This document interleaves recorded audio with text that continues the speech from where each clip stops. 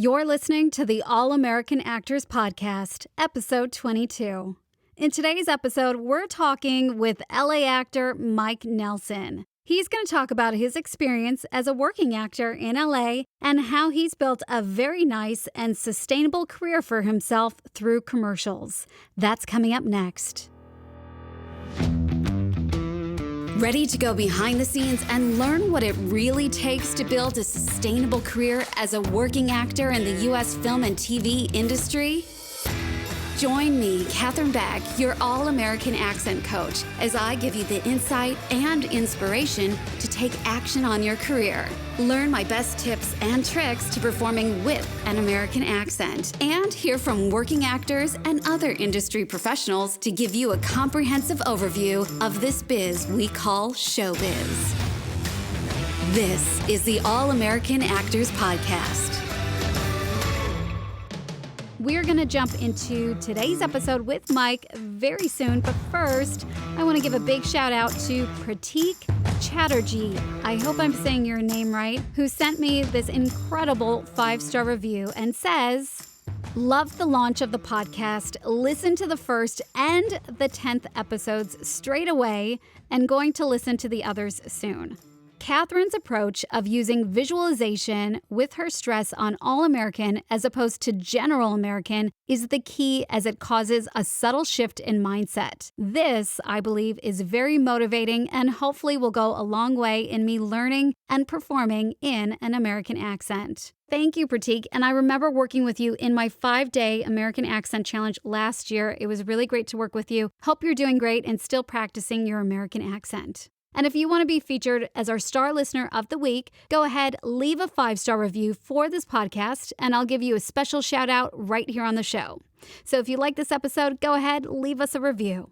All right, today's guest is an old pal of mine. Back in the Chicago days, we met there when we were both cast in a Neil Simon play called Laughter on the 23rd Floor. And this was a truly incredible experience. The cast bonded and bounced off one another so well in performance that we ended up winning a Jeff Award for Best Ensemble that year. The Jeff Awards are like the theater awards in Chicago, and Chicago's a big theater scene, so it was such a big honor to be recognized for our work as an ensemble because we just had so much fun doing the show together. I met so many great, talented, funny, hardworking, generous actors on the show, and Mike Nelson was one of them. He is hilarious. He is hardworking, and he is kind. He is just an all-around great guy. And so let's just get straight to it. Let's cut to the chase. Roll that tape, roll that interview with Mike Nelson. Welcome, Mike Nelson, to the podcast. A very old, but not old, friend of mine. Not saying that you're old, Mike. I'm part old. You're part old, yeah. But an old pal of mine from the Chicago days. Welcome. Hi, everybody. Hi. Good to be Mike, here. Oh, it's so good to have you here. Would you mind telling the listeners a little bit about who you are? Sure. My name is Mike C. Nelson. I'm an actor out here in Los Angeles. I've been out in LA for almost 16 years. Wow. It's crazy that it's been that long. But yeah, I grew up in the Midwest in Indiana, went to school there, went to Indiana University, and that's where I kind of got my start. I never had done any theater stuff or acting stuff. I was petrified to be in front of people, but took an acting class, I think my sophomore year in college. And even though I was petrified, I got the bug. So after college, moved up to Chicago and, waited tables, of course, with that awesome double major degree I got from college.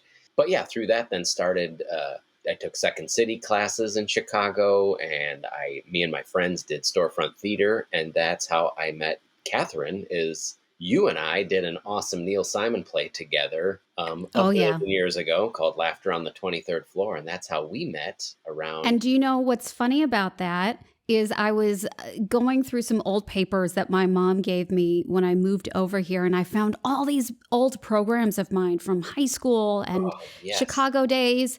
And sure enough, I've got the Laughter on the 23rd Floor program. Yes, I think I still might have the T-shirt that we had a T-shirt? I think they made a T-shirt that had pretty much the front of the program, whatever that logo was, with like all of our heads and the name of Right. the play. I believe they made a few T-shirts, and I think I still have one of those in my closet. I couldn't get rid of it. But yeah, so we met there around, again, that's like circa 1998 or nine, right? Yeah. I think.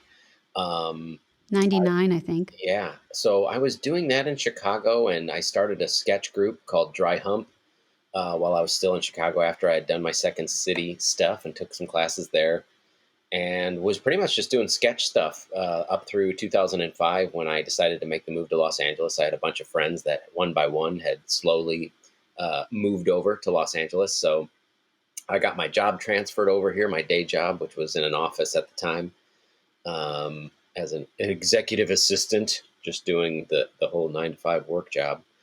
Um, but yeah, had friends out here. So yeah, moved to LA in late 2005.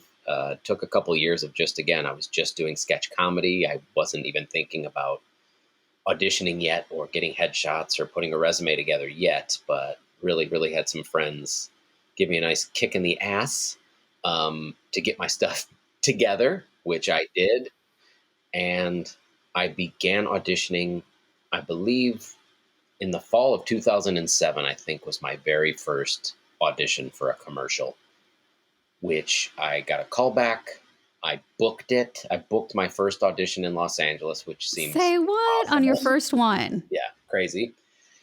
And yeah, the rest is kind of history. Over the last, I'd say a good portion of the last 12 to 13 years, I've made a living. I've scraped by and made a decent living being a commercial actor mostly, and have ventured off into doing some films and a reoccurring role on TV and all that jazz. So yeah, that's a little bit about me. That's pretty incredible. And do you think, like thinking back to that first audition that you had for that commercial, which then you actually booked, which is unreal, did you ever think that you would be at this point with all the ads that you've done, the reoccurring role on the television show, the movies that you've done? Did you ever in your wildest dreams think that you would be here today?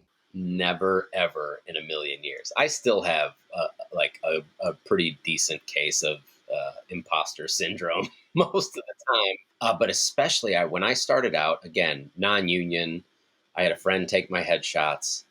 I threw anything, but it was pretty much like just make it look like there's a few things on there, which I did. But yeah, to go to my first non-union audition and get a call back, I was thrilled that I got a call back because I thought it was kind of a nothing, just a reaction pretty much for a commercial, just making a face and reacting a little bit, and got the call back and was like, holy smokes. Because again, I felt so out of place and just like a fish out of water. And everyone seemed to know each other and be grizzled veterans, where I was just this very shy, scared loner in the corner, sweating my head off. But then to book it and to actually just get on set and just get the feel for working with other actors and working with the director and working with a crew for the very first time on something like that. Yeah, it was incredible. And then I think within 6 months from that first booking, I had booked a number of union spots and was a must join. So I think I started auditioning, yeah, in 2007. And I think by the summer of 2008, I had to plunk down a few grand and join SAG-AFTRA and become a union member, which I was most happy to do. That's pretty quick. That's an Very incredible journey lucky. that you had in a very short Very, period of time. very, very fortunate. What do you think set you apart? And what is it about you, Mike Nelson, where you're so bookable? Because I think you've told me that you've booked like over 70 commercials or so, 70 plus commercials. That's a lot of commercials. Now, let me tell you, I have auditioned for a lot of commercials. I have not booked anywhere near 70 commercials. So what are you doing that the rest of us need to do? Again, you as an actor, you don't really get to hear so much unless you befriend a director or a casting director, or you talk to clients and they say they'll tell you possibly what caught their eye or their ear or made them want you to be part of selling their service or their product. A big thing for me though, by doing it for this long and having we all have chasms, in our resume where you don't book, you don't audition for long periods of time. But again, to stay afloat most of the last 12 years is insane. So I've thought about this, and people have asked me, and I think a big part of it is I took it seriously. I took commercial auditioning as if it was a theatrical audition, as if it was like, a Broadway audition. I took it seriously. And I think some people make the mistake in thinking that, I didn't move to LA to do commercials. I came here to be the next, Julia Roberts or the next Viola Davis or whoever it is. And everyone has those aspirations. Of course, we all want to be doing TV and movies and, all that stuff and win a big award. And we all have those fantasies. But I took commercial acting seriously. I actually did the work. I've always prepared. I always felt overly prepared on that front. And then also just my training is that I was a trained actor. I had started off on stage. It's like I took all those acting classes in college and did a ton of plays and one acts. And then by doing the improvisational comedy, which I think every person, whether you're an actor or not, should take improv just because I think it helps you in life. I think I have friends that have even written a book about that, where it's just being flexible and open and making other people better by doing improv, making your partner look good, and listening. I think those coupled together, that I took it seriously.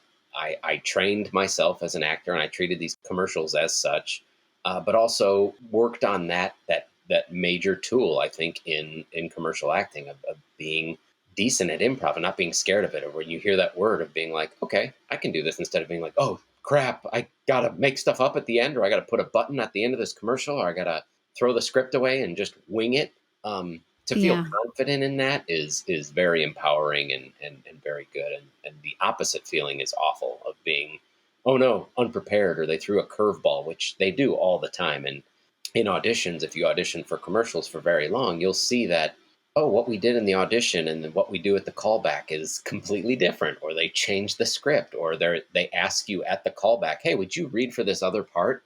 That happens quite a bit. So to be like, again, not a deer in headlights when that happens, to be open and be like, all right, let me see what you're asking me to do. Yeah, all right, give me a second and let's give it a go. Yeah, you're so right, actually. And improv, I think everyone should take an improv class, just one, even if you're not an actor, just for general life skills, for crying out loud. It can be so useful. But I actually, prior to us doing this interview today, I just did a voiceover job with the US. And it's interesting because improv really does play a role in my voiceover career all the time.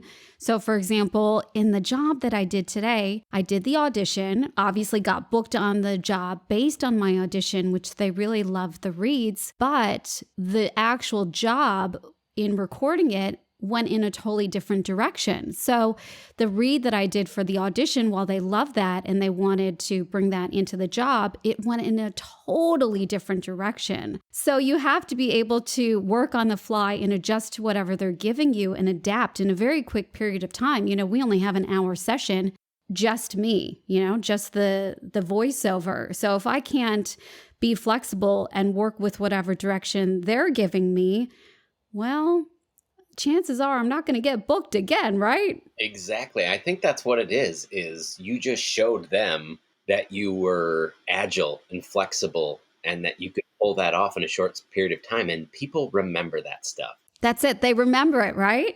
And again, it's the whole chain of command too. It's like the director or the clients will remember you.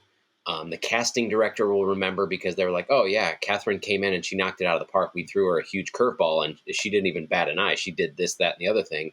People remember that. Again, they remember that they'll remember your talent for doing that. Of course, that you can do that. They'll remember how you treated everybody. Were you pleasant Yeah. to work with? Were you nice? And were you a pro? I think those are kind of three things. Like, if you're really talented, people remember that. If you were like super cool to be with, they'll remember that. And like, were you a pro? Were you prepared? Did you show up on time? Did you stay out of everybody's way? Those are three kind of big tenets of mine that I try to stick to when I work with anybody on anything. It's funny that you say that because a lot of the professional working actors that I meet and I talk with say the exact same things as you.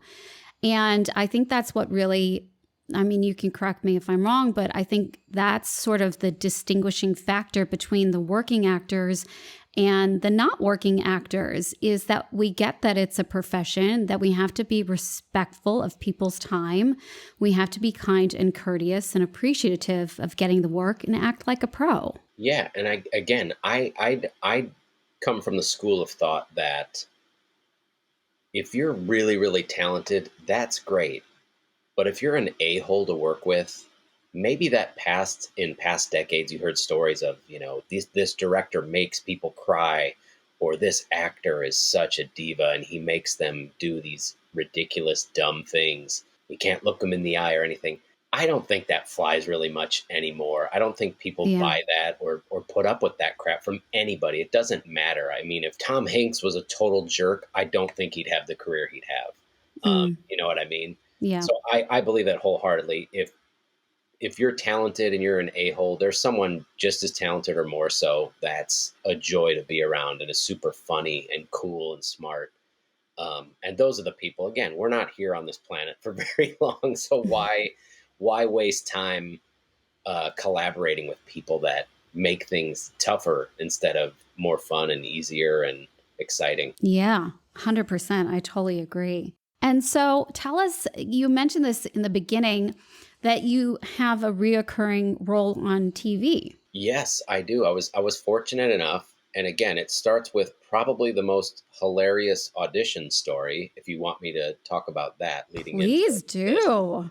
um, I was very lucky to be working on a commercial a few years back. This is like 6, 7 years back, and my role, it was for a car company, and it was talking about, having confidence. So I was playing a zookeeper. So I'm dressed up like a zookeeper, and I'm throwing these huge slabs of meat, these huge steaks, inside like a lion's den at a zoo. And we were shooting north of Los Angeles, of course, not too far from LA. There's a place that, looks like a zoo with, lions in there, and they had real lions. I think one or two females and a male with the whole mane and everything. And again, they actually in one shot they had a lion that was like tethered down, so I wasn't going to get attacked, but I was actually inside this little area with Oh my a gosh. live lion, which was scary, but it was also exhilarating. But most of it was just CGI, where they would shoot me and then they would shoot plates and then they would shoot the lions all separate, and they put it all together using movie magic and stuff. So that was really cool to see them do that on the spot as well. So I get a call from my theatrical manager saying, "Hey, there's a new show coming out on ABC called Blackish, and they're looking for this, this guest star role of this doctor that works with the main mom, played by Tracy Ellis Ross, and she brings her daughter to work, and yeah, they're looking for this doctor role. How's the shoot going out there as the zookeeper?" I'm like, "Well, I'm here all day today and tomorrow, so like I can't go in for it. Could I do a self tape?" And my manager found out and was like, "Yeah, of course they'll accept a self tape." So by being out in the middle of this weird outdoor area with a zoo landscape and lions in cages and stuff, I just decided to do the audition with the lion just over my shoulder in his cage, the male male lion.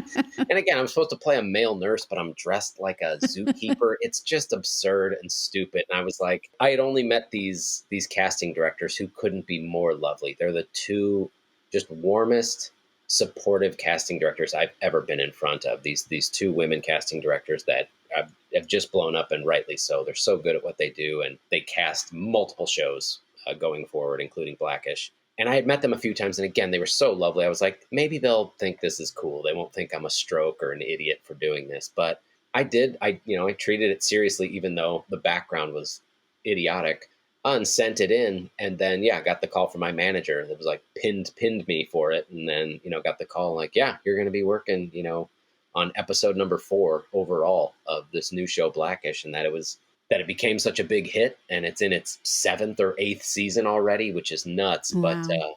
But from that weird audition, with the Lions, I've been on the show I think 6 or 7 times as the male nurse Larry. Yeah, then I get to work with Tracy Ellis Ross, who couldn't be a more incredible pro and funny and warm and nice person to act with, and I almost always get to work with her. So Oh, that's it's great. great. And that What a first wonderful episode, story. yeah, and that first episode, I got to work with the youngest daughter, Marce Martin, as well. And at the time, I forget how old she was. She was like 9 years old, and just incredible. And I knew there was something special about her. And now she's in her teens, but she's the youngest executive producer, like on her second or third project already. Like Wow. she's gonna be president of the United States or the head of a studio. She's going Wow. places. So it's been great to watch, the kids even grow up watching the show, because I've become a fan, even though I'm a part of it. This show is great. And again, lucky to be a part of a show too, where the crew is the coolest, the cast is the coolest. Everyone's just really warm and inviting. And so yeah, very, very lucky on that front too. Oh, that's so cool. That's, I think, the best part about being an actor is you never know what's going to come your way. It's all one big adventure. Yeah, you never know And what you're auditioning for, right? yeah, and you never know, like something like that. You never know that it's going to take off because that was a new show when you auditioned for it. So, No idea. And it's cool too, because even on that show, when I've gone back, again, I'm on there like once every 2 seasons or once every 30 episodes. I'll show up for one scene. And when I've gone back, the last handful of times, it they treat me as if I'm a series regular. Like they all mm. know my name. Everyone, is screaming Nurse Larry and all this stuff when I get on set. It's just like, you guys really don't have to do that. Like, it would be easy for most of you to forget about me. But it's been cool to see even the upward mobility from season 1 to season now, where there's people that were, third assistant director is now, running the set, or there was a DP that's directed a handful of episodes now. And just to see even people in the crew or, people in the cast are now directing episodes and stuff, just to see that is like, that's cool too, of just people climbing the rungs of the ladder kind of together on a show Yeah. is really cool to see as well. Yeah. And so I know it has been kind of a crazy year, and things are only now just getting back into some sort of structure and more productions happening. Anything on the upcoming horizon?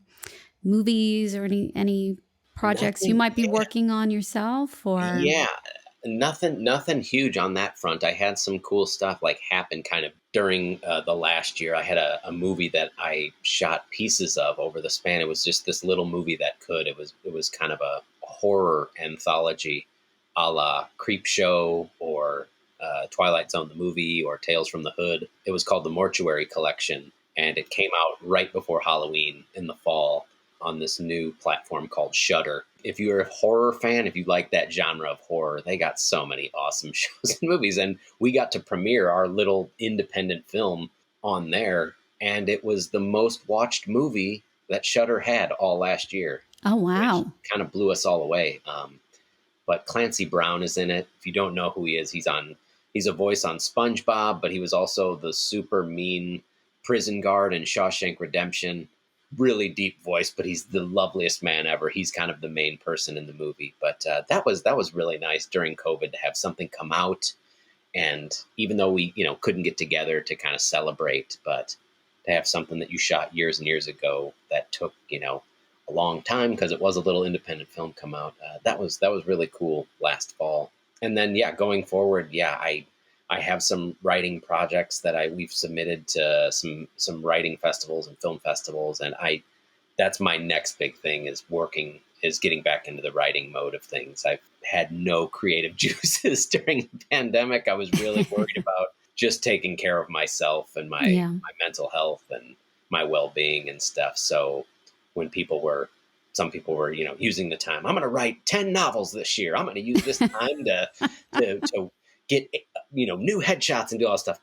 I didn't have that. I was the opposite of that. I just licked my wounds and tried to survive this madness. So, but now I'm feeling like the creative juices are starting to flow again. And I think it's important to have those times where you can just quiet down and reflect and take care of you and get away from the pressure of everything, because then you feel more inspired than when you go back to it. You feel more creative and new ideas come to you. You know, I take periods of time as well where I don't do any acting and I focus on other things, and then I feel like the love comes back again. Yeah, if you can't live without it, it's always going to come back. And I think it is. It's so important. You can't hustle every second of every day. You Yeah. know, you hear other people talking about like, you got to go when you wake up in the morning, before you even make your coffee, and it's like, no.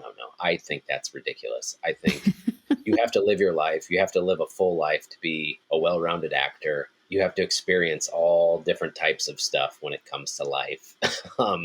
So if you're just hustling, if you're always in class and getting headshots and hustling and sending out this and that's too much. I think you could burn out really easily or just become so frustrated when you don't, get anything in return. So yeah, take a break. Yeah. Take it easy on yourself. Do the things that fill your cup and make sure you're doing that, I think, on a regular basis, like daily, weekly, monthly, whatever it is. But yeah, it's like unplug and Totally. not worry about comparing yourself to someone else. Because of course there's someone out there that's doing all the hustle stuff. Of course, that's great. And you should emulate them from time to time, but on your time. Don't compare yourself exactly to anybody, because there's no exact right way to do this at all.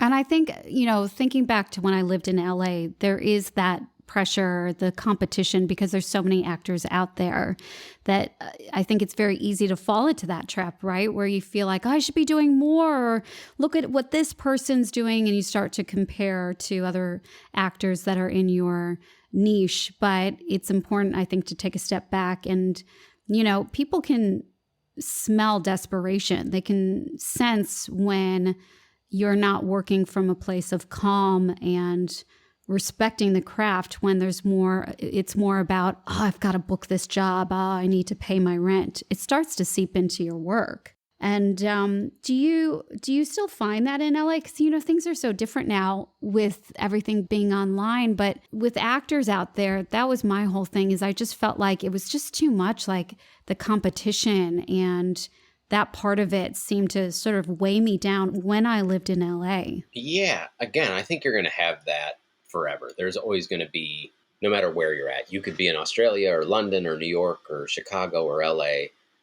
You're going to find, there's a bajillion actors out here. So of course there's going to be some that worry about that competition and that hustle and, trying to outdo each other or all that stuff. But again, I personally don't adhere to that. I think it just breeds negative stuff. If you're comparing yourself all the time, I think it's very easy to slip into becoming a very cynical actor, very negative, being unhappy when other people book work.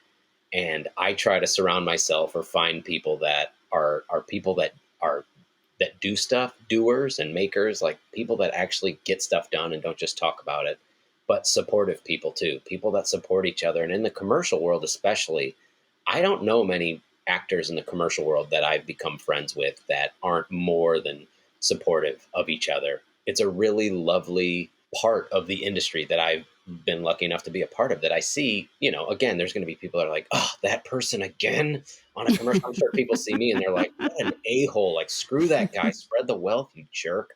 But again, I try to, if I don't book a job, oh, well, sometimes it hurts really bad, and that's okay to feel that hurt when you really want something, or you feel like you nailed it, or it's perfect for you. But I think attitude is everything. And the easier you can let go of that, or as quickly as possible, it's like, feel all the feels you want, but don't let that hinder you going forward. And then, when your friends book stuff, be truly happy for them and supportive and excited for them, because that's good.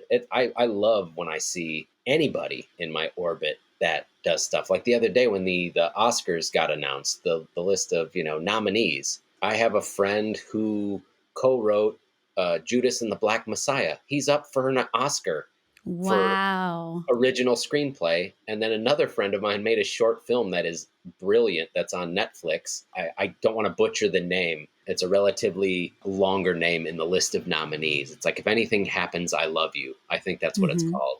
And he's this great friend that I've met through mutual friends from Chicago. And he's up for an Oscar for directing and producing this animated short film. So it's like, I know Wow. two friends that could win Oscars in a month or whenever that is. Like, how That's cool incredible. is that? And they're just like you and I and all your listeners. They're not, ooh, they're a celebrity or they're a superstar. It's like, no, they're people that have been putting in hard work over the years and are nice people that are smart, and now they're getting this cool opportunity. And it's just, if that doesn't fill you up with hope instead of like, well, why didn't mine get picked? I just think like that's the wrong attitude to have. It's inspiring. Yeah. And, it's funny because I was on a Zoom call with some of my actors last night, and the sort of general consensus is they were sort of all down on themselves because they felt like they hadn't put in enough effort into their American accent and the work that they should have done leading up to that call. And I said, look, you can keep beating yourself up, or you can start taking small, actionable steps to where you want to go. I know there's always that sense of overwhelm, but each day you can do just one thing, just one little thing. And just the idea of thinking about where you want to be is enough just to start getting you into that direction of where you want to go. Yeah, it's great to be honest with yourself, which they have, which is great, but not to a fault, not so it turns into this where you're beating yourself up over it for too long. Again, Well, that's it. Anything is possible. You can be just like your friends up on that stage, nominated for an Academy Award. It takes the steps to get there and the focus and the work, but you've got to be willing to do that. And anyone can do it. That's the amazing part about it, right? You and me, we could be up at the Oscars one day. Your next decision is the decision you can make right now. Like whatever you decide right now, your next thing that you decide to do with your life, it's like it's a clean slate every time. If that one is a mistake and it's a terrible decision, your next one is your chance to move in a different direction and do something.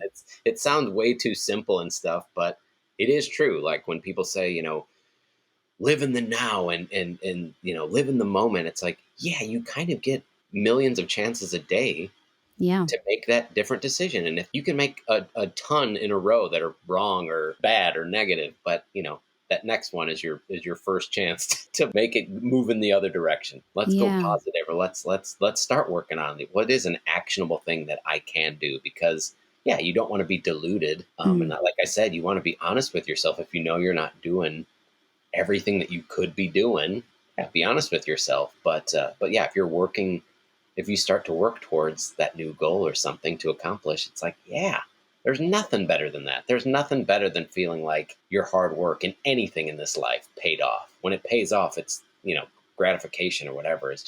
It's hard to top that feeling. It really is. Yeah. I wanted to bring up one final thing before we wrap it up, because yesterday I was on Clubhouse, which is, the new app.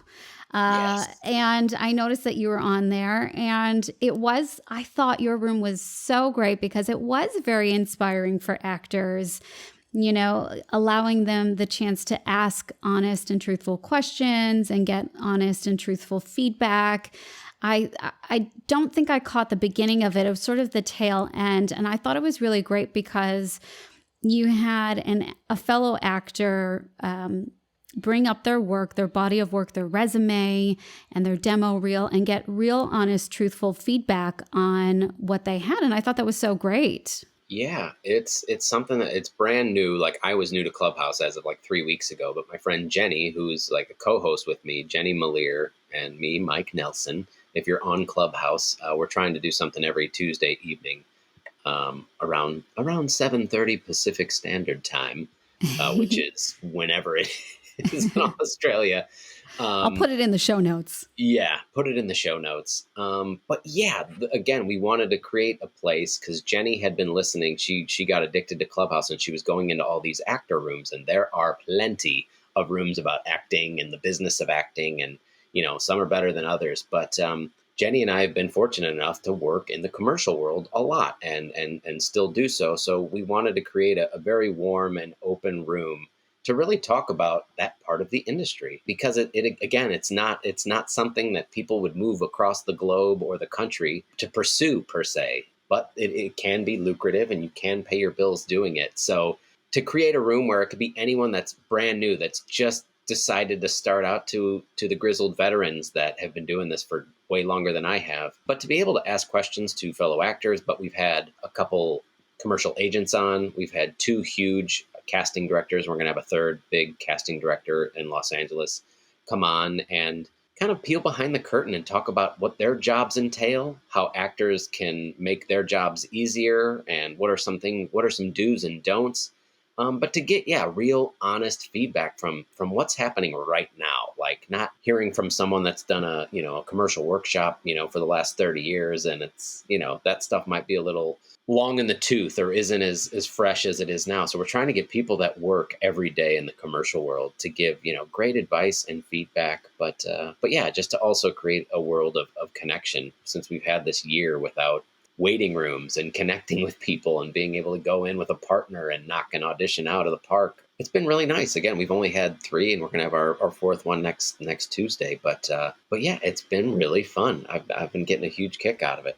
Oh, that's excellent. And yeah, I think it's really important, as a source of connection, like you said, for everyone to not feel so lonely at this time and to realize that we're all in it together and we're all experiencing the same feelings and thoughts within the process as well, and getting honest and real feedback and understanding, what agents or casting directors are really truly looking for, so that it's not such a mystery for us actors. That's a huge point. I think that's exactly what it is, because you're never done learning. I'm learning stuff every week from our guests and people asking questions, because again, everyone's got different perspectives, whether it's, someone that's running a session, to the casting director, to the person that's working, the sign-in sheet, to fellow actors. But you're talking about agency people and commercial directors and casting directors and your agent or your manager, and everyone's got different perspectives and you're never done learning at all. So yeah, it's been inspiring to hear these different perspectives, and that I'm still learning doing this for a while now is really good. So yeah, I think we're going to keep it going for sure. Oh, wonderful. Well, Mike, it's been so wonderful having you on the podcast. I truly appreciate it. You're such a wonderful old dear friend of mine. So it's been so great to chat with you. And I just wanted to ask you one final thing. Do you have any sort of thoughts of inspiration or words of encouragement for some of our actors that are listening here today? Yeah, I think, again, one of the coolest things I've ever been able to do is sit on the other side of the table for some auditions. I got lucky enough through a friend who was a director of commercials. He was like, I need some help. I need the actors that are coming in for this audition to play off someone, and you're good at improv, so I'll just have you read off screen. And I said, yeah, what a cool way to see the other side. And it was one of the greatest learning experiences ever to sit there for 2 full days of auditions and callbacks and see, people come in and do weird stuff and kind of sabotage themselves, and see other people that just were the best pros I've ever seen, and to see how good they were at what they did. But the biggest thing I learned was to just be way kind to myself. If you're going in and you're prepared, like I said, those tenets from before, if you're prepared and you're professional and you have some talent, you're always trying to get better, you're doing a good job. And to actually look in the mirror, look yourself in the mirror and tell yourself that and pat yourself on the back, you're doing a good job, and to be kind to yourself. And if things aren't happening, not to instantly turn on yourself and think it's just you. Like, I'm a terrible actor, I've forgotten how to act, or my look is terrible, I need to change my life. It's like, no, I that would be my biggest piece of advice, is like, always be working on yourself, but be the first person to give yourself a break, because it's hard. It's really hard to do this for a living. And it does feel like you're banging your head against the wall a lot of times and just hoping that someone will throw you a lifeline. But yeah, I would say be the kindest person to yourself. Be your biggest supporter, and forgive yourself all the time. Excellent. That's such wonderful advice. Thank you, Mike. And so One more time on Clubhouse, you are when and what time? Where can people find you? Yeah, we do Tuesday nights at 7:30, and it's myself, Mike Nelson, and then my co-host is Jenny, Jenni, and her last name is Malier. So if you find one of us on there and you follow us, we'll be able to promote the show, and you'll be able to find out when we're doing a show in the future. But yeah, if you guys could join, that would be great, because I'd love to hear feedback from people from all over the place. So yeah, that would be exciting. Yeah, because Clubhouse is still fairly new. So basically, if they find one of you and they follow you, then what should happen is they will get notified every time you set an event for That's your correct. room. And then they can then therefore join the room at that scheduled time. For sure. Yeah, cool. Thanks so much, Mike. It's been great catching up. Yes, it's been so good catching up and hearing your voice and hearing what you're up to. You've done amazingly well over the years. I'm so happy for you. And to be honest, not very surprised. I mean, you were very talented and very funny when I met you and we worked together in Chicago on that funny play. So no surprise there, but really great to chat with you again. You as well. Thanks for having me. Thank you so much, Mike, for joining me on the podcast. So great to catch up with you and hear all about your success in LA. And hey, if you're an actor out there and you're wanting to work on your American accent and your self-taping skills, then come along and join me in my monthly workout group called Ultimate Screen Actor. The doors are now open, but only for a few days, so make sure you check out all the details and sign up at katherinebeck.com/USA. It's a really fun group. You're going to learn a lot, grow a lot, and be prepared for all those US auditions coming your way. The doors are closing soon, so make sure you check it out right away. And remember, if you love this episode, leave us that 5-star review, take a screenshot before you press submit, and share it on your Instagram stories and tag me at Katherine_Beck_. It's always great to get your support, and I would love to see you listening to the podcast.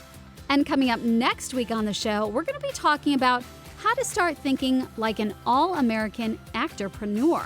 I'm going to share my top tips with you on how to start treating your acting career like a business.